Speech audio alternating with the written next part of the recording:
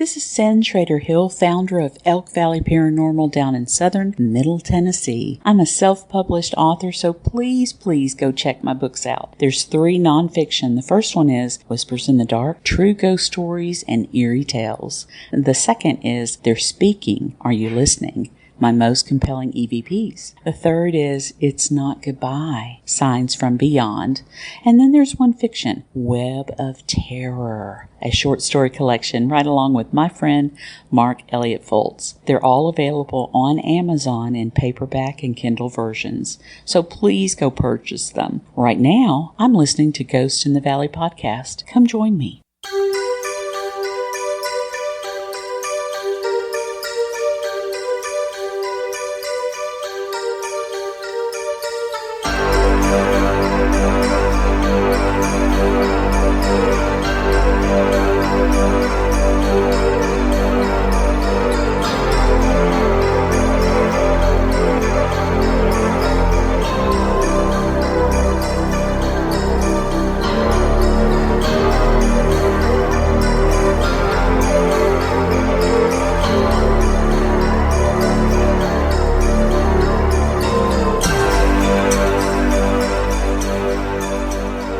Hello and welcome to Ghost in the Valley podcast. I'm your host, Al Cooley. Today I have Shailyn Daniels as my guest. Shailyn is the author of a children's book and a fantasy novel. Not only is Shailyn a talented author, she's also connected through the family. Shailyn is the sister to my nephew, Jalen Powell and Tyra Powell. Jalen and Tyra are the grandson and granddaughter to my sister, Carla. Carla is the one who turned me on to Shailyn's book, Whispers of Fire. I read the book and I said, man, I have to have this chick on the show. And I reached out and we made it work. Shailyn Daniels. How you doing, Shailyn? Hi, I'm good. How are you? Good. Finally made it work, right? Yes. Carla, my sister, she turned me on to your book, man. I was like, I read it and I don't usually read fantasy novels. So I'm like, I really dug that book, man. Thank you. I thought it was really good, you know. So, where you from? I'm from Warren, Ohio. From Warren, yeah, and you moved out of state, right? Yes. Yeah, I've been really busy this last couple of days with. I don't know if you heard about the Bigfoot sightings in Trumbull County. No, I haven't. Well, there's all around this area. All my friends through podcasting through Minnesota and Texas and Pennsylvania, and I mean, they've been my phone's been ringing off the hook on these sightings, you know.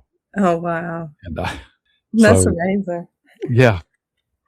So anyway, I'll beside the Bigfoot. Let's get into your books. I mean, before we do that, what inspired you to write in the first place? I've pretty much always been writing since I was little, but I really took it serious more when my daughter and my husband encouraged me to write more and actually pursue, the indie author route. There's a big difference between a children's book and the Whispers of Fire. Yes. I'm like, wow, that was interesting. I loved your concept where you headed with that. We're going to get into the characters and all that, but I was just talking about your father the other night. I went to a birthday party with some guys I graduated with way back when.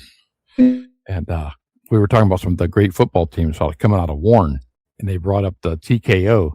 And I thought, I know all 3 of those dudes, man. I mean, Tom Powell and Kendall Richardson and Nomar Provett. So you have to tell your dad, man, we were talking about him, how those guys lit up the field on the Friday nights, under the Friday night lights. It was, there was something to see. It definitely was. Do you miss Warren at all? A little, sometimes, yeah. Yeah. Where did this building go? Where did that building go? Mm-hmm. Like in my book, Spencer's Ghost, it's based in Warren, Ohio. Growing up in a haunted house in Warren, Ohio. So, yeah, so all the landmarks and so when you get into the children's books, how many you have out now? One? Yes, I'll be dropping the second one here soon. I think I read there you're working on the second one. Yeah, we're going to go into the Whispers of Fire. Mm-hmm. What led you to write that in the first place? Well, I mean, what sparked you to go into writing a fantasy novel? I wrote a few pieces and ideas here and there throughout the years, and pretty much I I put a few of them together and came up with the idea of this one book with the Cherokee witch and, the hot, mysterious guy. I'm really into the fantasy novels, the ones that leave you feeling like you're inside of the book itself. Yeah, I like the way you brought up that Cherokee, the Indian with the background of that and the witches, because they had to battle the beyond the veil, Yes. Yeah, and I loved your little quotes at the beginning of every chapter. Yeah, I thought that would really make the book stand out. That was awesome. How did you come up with the characters? I mean, 'cause there's a lot of characters in there that you introduce between the witches and how did you come up with naming these characters? Usually I see moments before I see the chapters themselves, and the scenes, they come to me emotionally first, sometimes through dreams or flashes, just sitting here, thinking randomly. They'll just pop up. Once I understand the feeling, that's when the chapter structure, flows naturally to me. Like wake up in the middle of the night, you got an idea for the next chapter, or how did that work? I mean, how did you flow into each chapter? Normally, I am up very late. So yeah. That's normally when my ideas come. I'm normally just up thinking. Yeah, because mine was much easier to write because mine was based on a true story. So I just went by memories. And my sister would call me and say, "Did you put this in that book at all?" Yeah, I forgot about that, Yeah. Well, I'll have to go back and I'll have to rewrite the second chapter and rewrite the second chapter again. Some of it was pretty vivid, so I had to step away for a while, because somebody asked me one time, why did it take you so long to write this book? I was, well, we didn't have the internet back then, so yeah, we didn't have Google or all that. So luckily my sister and I, we had a fantastic, my brother, we had a fantastic grandmother who had my back, you know what I'm saying? Yeah. So that's always good. It's good because when your parents don't. Yes, definitely. Yeah. So mine was easy to write. I mean, so when you come up with these characters that you're fantasizing, because it's a fantasy novel and which direction you're going, and you get to know these characters as you're writing, as your readers are reading. Yeah. So they get you already know these characters in your head, but we're already, we're getting to know them through you. Yes. Definitely. Yeah. So I always wonder, how do you come up with these names, for like, what was the, I can't remember the demon guy that. Oh, Javon. You talk about battling him. Savannah, she had to battle this dude, it's like, and I think that it's not where the background of the witches, of the Cherokee comes in. So she had these powers, I think. She really don't know she had. Yeah. When she dug those out, how powerful it is when you can realize good overpowers evil. Yes, it does. And I think that's what I got out of the book. In the long run, good overpowers evil. How we need that today too, man. We definitely do. So, did you know when you was a little girl that you was going to go into writing? I mean, do you ever have that dream? I'm going to be a writer. Yes, I always told people that's what I'm going to do. Rather it was, writing books or poetry, I was going to do it. And you do poetry too, right? Yeah. Yeah. It was something I always wanted to do, but as I got, into my teenage years and early adult, I lost my touch and I lost wanting to continue, doing it. And then, yeah.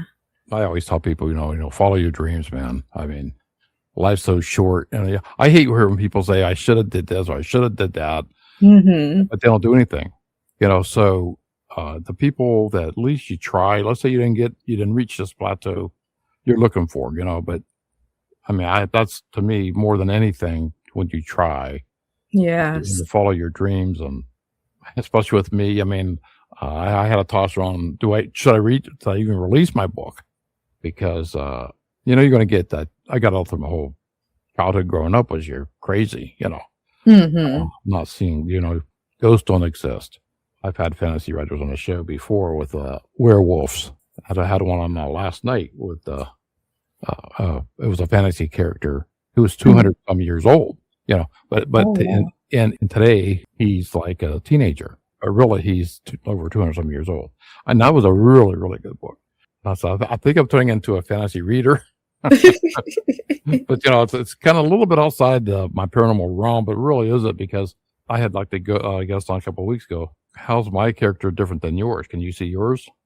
I mean, can you see a ghost? I mean, when they come on my show, I let them tell their story. Yeah. And who am I to say it didn't happen? Same thing could be thrown back at me.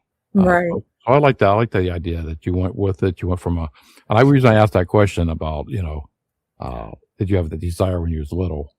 Because 9 times out of 10, the guests on my show who have also written children's novels, they've had this desire, or as a child, they want to write this. And some of them even put stuff down and made their own homemade book, Yes. That's what I did. Right. So you put your poetry together, and I've wrote a couple, some poetry, and I put one to a song. So because poetry is music. Yes. So what I did was I had the song I wrote after. Well, actually, it was a poem I wrote after my grandmother passed away, and called "Yesterday's Gone." So then I had a friend of mine who says, "Hey, he's a rapper." He says, "I can put some tracks on rapping on a couple of those verses." And I said, I know a singer. She's a Christian singer, but she can throw some back, and she's a fantastic singer. She can put that on there. And it was like, here you have a Christian singer, you have a rapper, an old rock and roller doing this song, and it really and it worked. So then I took those lyrics, and a part of those lyrics, and I put it in the very beginning of my book, "Yesterday's Gone." So you think about that, yesterday's gone, Yeah. especially mine's going back 50 years, So yeah, but I really like that fact that you went from a children's books to a fantasy book. I really dug the book, man. I thought it was awesome. Thank you. I appreciate that. Getting back to developing the characters. Was your names after anybody you knew, or vision of who relate them to somebody, or were they just made up? For my fantasy novel, they were all made up. Now for the children's book, Imani, that's my middle name. So yeah, kind of, based off me. Yeah. Well, my niece, Amber, she's got like 3 children's books out. Oh, does she? After her kids, her 3 boys. The first ones are all 3 children's novels, and the one's called the Case of the Missing Sock. You always have that one sock. There's always the one sock missing. It definitely is. and if you look at these whoever did the illustrations of the boys on the cover, man, it just looks like them. I'm gonna have to check it out. Yeah. See, they're awesome. I got all 3 of her books. Developing those characters, I was always interested on how it came to be from your head to that page. That thought, honestly, I guess I don't really know any Jaces or Savannah. Yeah. Like, where did these guys come out? Man, that was, but I could picture it though. You know what I'm saying? Yeah. I could picture him being, or Savannah. I just look at her being like a beautiful girl. I don't know. Yeah. Like a Cherokee, and her upbringing. That's one thing, man. I can't read. Like my daughter, she can read. I think she reads like 15 books a month. Oh my goodness. I mean, I read like maybe 2 or one. I mean, I'm a slow reader. So, I mean, with this podcast, I'm playing a band and write my second novel now. I'm impressed that you're following up on the other ones too. That's good. Your children's books based off your children? Yeah, kind of like a mix of my kids, and then I just named her my middle name. I love that. I still can't get the fact that Savannah is a witch, a Cherokee. When you're writing that into the book, I mean, Savannah, she didn't know she had the powers, did she? Nope. Taverne was the one who basically, when he was tearing through the veil, I call it the veil. Well, that was some scary stuff, man. I was like, and she's got to battle this dude. I think he was after her, wasn't he?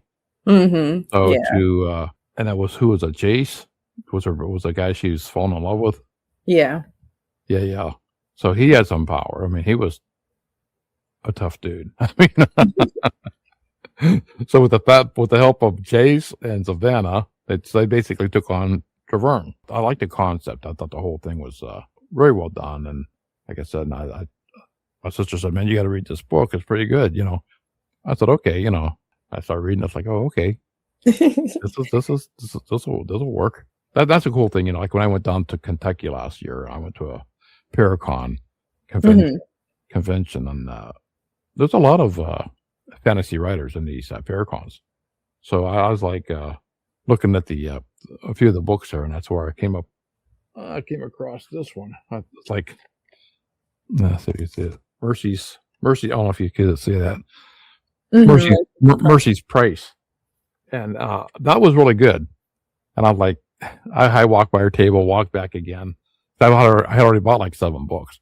It's like, I mean, my funds are running low. I bought a sweatshirt, this and that. I was like, that's why I got to get this book. And then, so I started reading that one. I was like, oh, okay, this will get to. Yeah, I like the that whole concept of where that story was, where it was going. Like you said, those inspirational writings at the beginning of each chapter. How'd you come up with those things? Well, a few, the ones that say like the Cherokee adverbs or, whatever. Those I researched. And then some I came up with myself. I had help from my sister on a few of them as well. Where do you come up with the time? I mean, you got this. How many? Two children? Yes. Yeah, and they're young, so school age. Yeah, it's hard. Yeah. Pretty much, it's late nights, or when my little one's napping and the oldest one, she's at school. That's pretty much my time to do my thing. Yeah, I was going to say, so it takes a lot of time and energy to write. When your kids are going to school and doctor's visits and making breakfast and putting them to bed. And yeah, I mean, I'm past that stuff now, because my granddaughters are driving age and I'm going to college. So I'm like, like I can remember back like yesterday, man. Like it was just the other day. Yes, time flies. So being a mother, and I can applaud you, man. I mean, follow your dream. So when you're doing you're writing your children's book, and I'll say dark fantasy, you have to go. You put your mind in that different realm of thinking, especially for dark fantasy. And also, I could say probably it's also a romance dark fantasy. Yes, which is a seller. That seems to be what's popular. Romance to the fantasy and dark fantasy. So, do you have a web page or anything? Yes, I do. chirp.me/Shailyn Daniels. I hope you have the best of luck with these. Thank you. Because I know it's tough, and God knows I'm lucky I've sold a few copies of mine. But have you ever went to a book signing? No, not yet. I want to so bad. Yeah. That's really cool, man. To get out there and meet people and talk about your book. And yeah. Mine was pretty cool. It's happening in Warren. So was it a good turnout? Yeah, they actually invited me to do the book signing at the Warren Ghost Walk. Oh yeah. So they have quite a few thousand people come through there, So that's pretty cool, because you look at the places, the landmarks that's in my book. The church, the courthouse, the log cabin, the river. So yeah. What do you have coming up? Are you working on those 2 novels? Yes. Well, for the first children's book to go along with that, I'm about to drop a coloring book with that to go along with that. And then, yes, the second book is almost done. So I'll be publishing that. Then, yeah, just working on the second novel to go with the Whispers of Fire, Yeah, and maybe you should work on your poetry. Get a poetry book out there. Yes, that's a goal of mine too. Eventually. Yeah. Well, Shailyn, it's been nice talking to you. And I look forward for your next novels. Yes, you too. I can't wait to read yours as well. And I'll put your links at the bottom of this episode. Okay, thank you. Thank you, Shailyn Daniels, for that great interview. It's always nice to have somebody who's linked to me through family on the show. Please check out her book, Whispers of Fire. It's a great, great fantasy novel. You can pick it up on Amazon and any place else you get your books. I'll put her links in the bottom of this episode. Also, Shailyn has a great podcast out. Her podcast is called Silent Files True Crime Podcast. And most of her episodes are around 5 minutes or here and there, a little longer, a little shorter. Nice, short, and compact episodes. Great podcast. And what I'm going to do something I haven't done in 8 years. I'm going to link her podcast right here, right now, her latest episode. A young girl. She was 9 years old when she left home. In the middle of the night, thunderstorm, raining. Very, very sad story. Her name was Asha Degree. Asha Degree. She's been missing for about 24 years now. So she'd be around 33 years old today. This is a very touching story. I love this story. So I'm linking her latest episode right here. You're getting it right now on my show. And if you really dig her podcast, check it out. I'll put her links to her podcast at the bottom of this episode as well.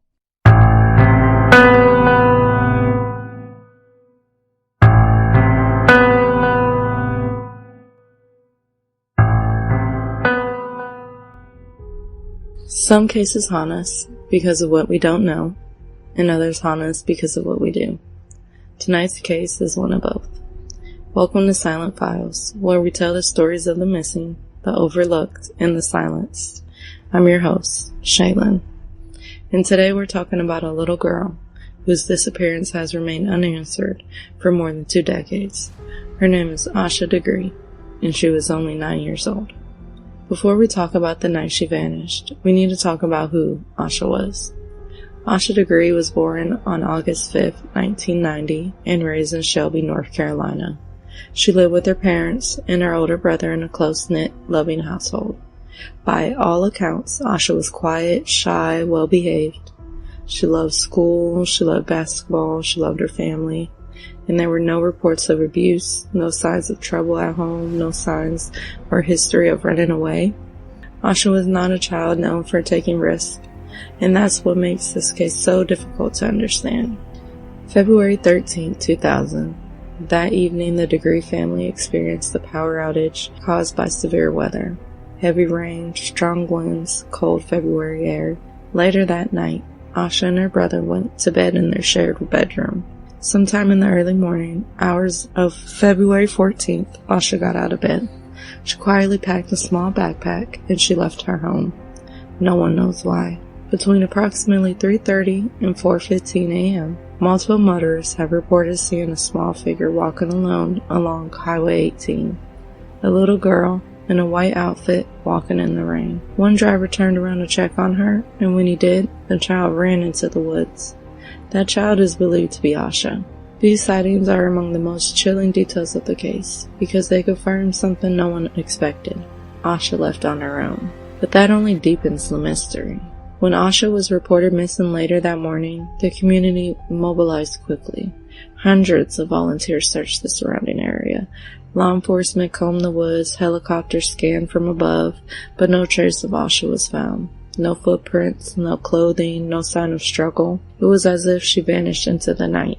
18 months later, a construction worker made a discovery nearly 30 miles away. The backpack was found buried along a roadside. Inside were items that were linked to Asha, along with objects that did not belong to her. Candy wrappers, a hair bow, a pencil. The backpack appeared to have been intentionally buried, and to this day, investigators have never been able to explain why. Over the years, several theories have emerged. Some believe that Asha was lured out by someone she had trusted. Others suggest that she may have encountered someone after leaving her home. There are theories that involve a hit and run, and theories involving abduction. What's important to say here is that there's no evidence that Asha planned to leave her life behind. No history of defiance, no motive that explains such a dangerous decision. Whatever happened to Asha likely happened after she had left her house. Asha Degree has been missing for more than 24 years. Her parents are still hoping and searching. Her family still waits for answers, and the case remains open. Asha was 9 years old. Her story is not about mystery. It's about vulnerability. It's about a child who deserved protection, and about answers that still haven't come. If you have any information about the disappearance of Asha Degree, please contact the Cleveland County Sheriff's Office or the FBI. Even the smallest detail could matter. Thank you for listening to Silent Files, because every story matters and every missing person deserves to be found. I'm your host, Shailyn.